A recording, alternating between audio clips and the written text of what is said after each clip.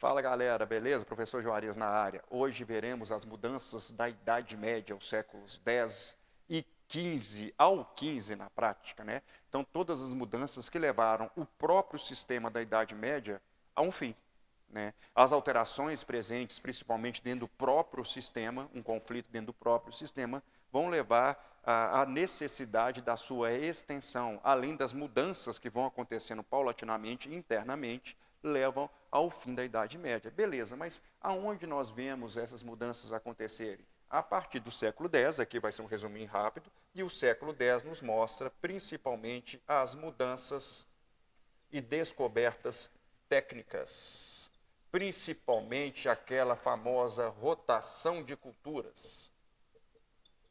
E essa rotação de cultura, então, vai levar, e outras, né, charruá, colar de boi, etc., tal, vão permitir principalmente o aumento da produção.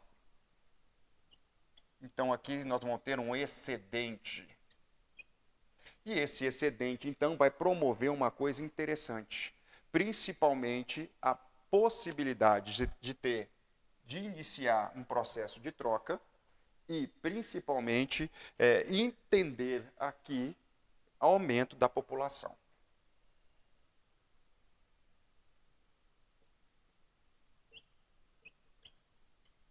Ao mesmo tempo que está ocorrendo essas mudanças, há também um processo de crescimento, principalmente das monarquias e de exércitos regulares, e aí no século XI também você vai ter, entre os séculos X e XI, a volta e a origem das cruzadas, que eram expedições militares religiosas contra os povos que até então estavam dominando toda a área do Mediterrâneo e principalmente cercava a Europa intensamente. Durante muito tempo, as pessoas da Idade Média temiam essas invasões, principalmente dos povos islâmicos, né, islamizados. E aí um medo constante da possibilidade da Europa se tornar islamizada fez com que a igreja tomasse certas medidas drásticas sociais. E as cruzadas, então, permitiram e possibilitaram principalmente a abertura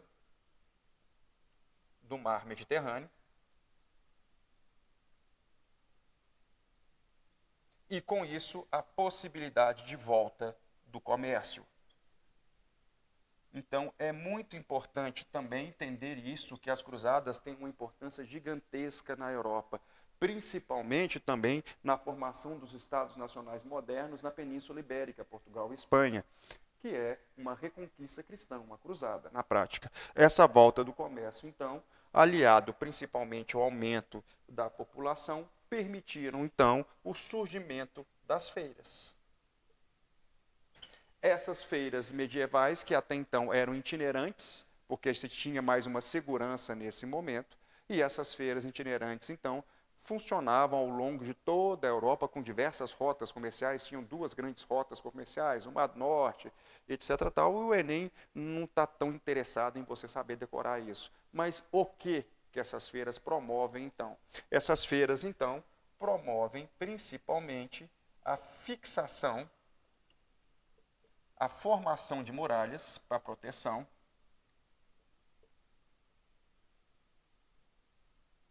e a formação a formação dos burgos.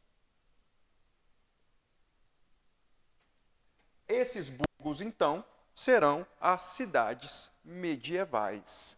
Nesse momento, então, possibilita o surgimento de uma nova classe social que até então não existia, que é a burguesia, que era a habitante do burgo.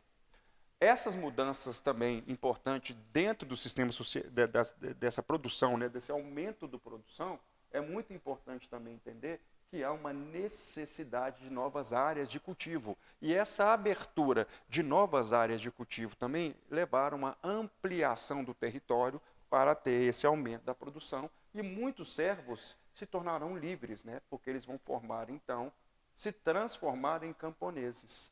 Há uma permissão para esse cultivo dessa nova terra.